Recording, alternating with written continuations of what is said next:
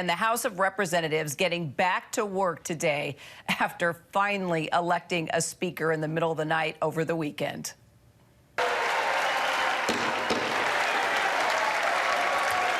That was easy, huh? Well, Kevin McCarthy did survive the longest and probably the most contentious fight for Speaker since before the Civil War, finally getting enough support in the 15th vote to put him over the top. Joining me now, I'm surprised he's still awake, Jay O'Brien on Capitol Hill, and our ABC political director, Rick Klein. I really hope the two of you got some sleep over the weekend. That was a pretty intense week. Jay, let's start with you. You're on the Hill.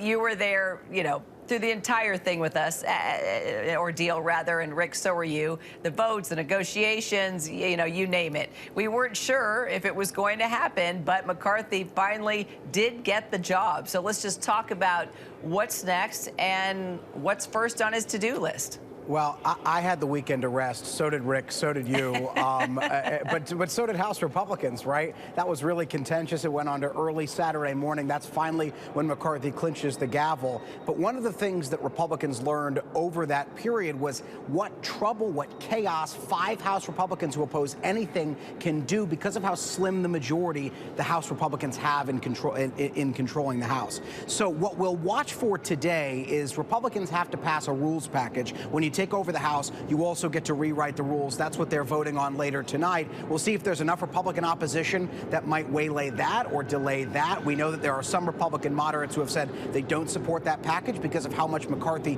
gave away in those negotiations with those rebel Republicans to become the next Speaker of the House. And then their first order of business, their first piece of legislation that's not the rules package, is a piece of legislation that will defund some of the money that was sent to the IRS during the Inflation Reduction Act. That is going to be a consistent theme for this House because it's likely to pass in the House, but it's dead on arrival in a Democrat-controlled Senate. So you're going to see that repeatedly. If Republicans can get things passed out of this House in their slim majority, a lot of it is going to be messaging bills because the Senate won't act on it, Kira.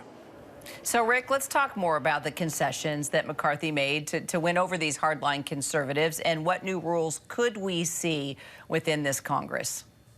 Well, this package really puts in writing and formalizes a lot of the side agreements that were made. Some things aren't covered at all in this, but we're seeing a lot more power for rank and file members, including and especially some members of the House Freedom Caucus who were very much the thorns in McCarthy's side. Putting more of them on the Rules Committee may not sound like a big deal, but the Rules Committee does determine how a piece of legislation that comes to the floor is handled, what kind of amendments are allowed.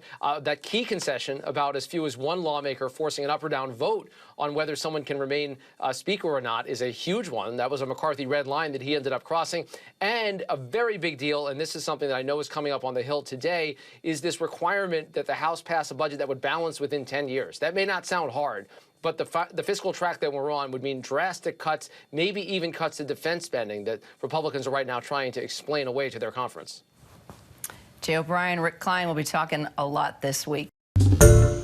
Hi, everyone. George Stephanopoulos here. Thanks for checking out the ABC News YouTube channel. If you'd like to get more videos, show highlights, and watch live event coverage, click on the right over here to subscribe to our channel. And don't forget to download the ABC News app for breaking news alerts. Thanks for watching.